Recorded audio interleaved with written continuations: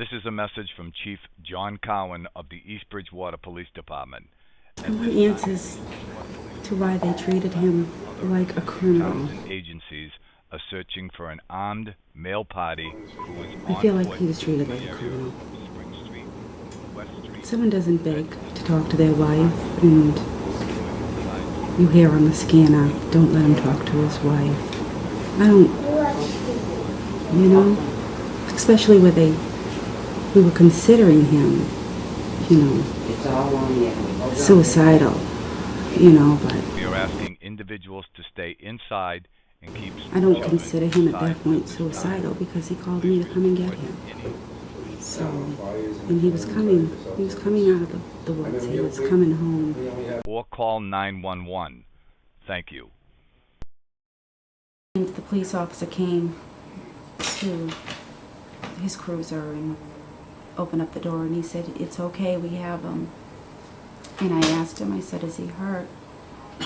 And the police officer said, "No, he's fine. They got him. They're getting him in the back of the ambulance now." And that's when they pulled around the back and took me out of the cruiser, and I thought they were bringing me to the ambulance to see him. And that's when the chief of police and the chief of fire told me, they said Chad took his own life. Like I said, my Chad, just a caring, loving, well-rounded human being. You barely found him angry, He would get frustrated, because he had to do everything. He couldn't call upon anybody to fix anything for him. He always wanted to do it on his own. He was extremely smart and self-sufficient, and he was a wonderful husband, He's just... You're not with somebody for 20 years if they're not a wonderful husband. I can tell you that.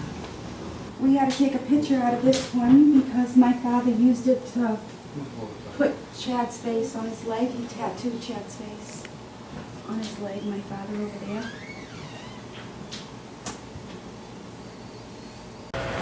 This is all where the police were.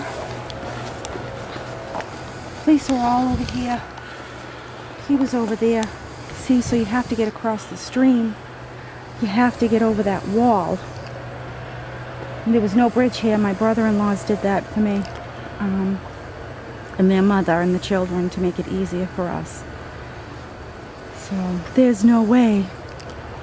How could they get over there to him quick enough? So why did they do that? I don't know.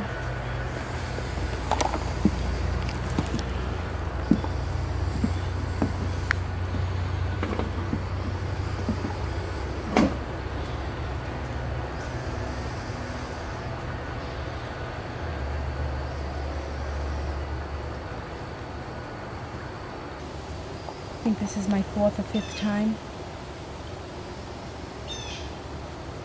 Just knowing what happened here to him and trying to put myself in his thoughts that night and knowing what his fear must have been. It's torture on my soul,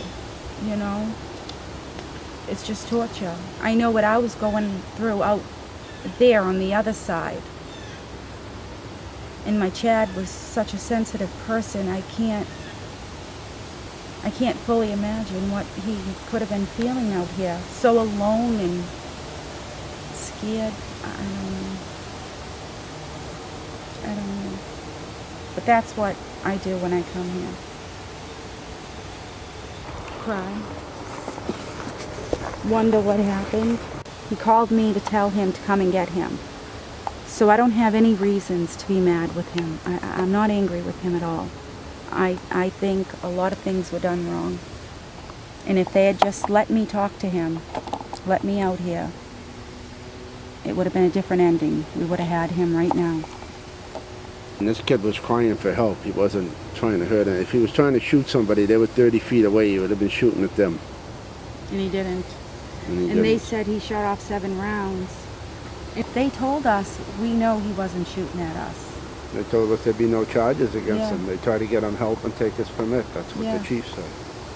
no charges at all, because he didn't break any laws. He didn't do anything wrong. So, I think at one point he found me and saw the police there. And that's when he ran back in. I think that he did find his way out. This is a message from the Eastbridge Water Police Department. Chief Cowan is pleased to report that the armed suspect Rest in is peace, no longer Chad. a threat to We the love community. you, and they put in a Please little sad resume face. your normal activities. Thank you.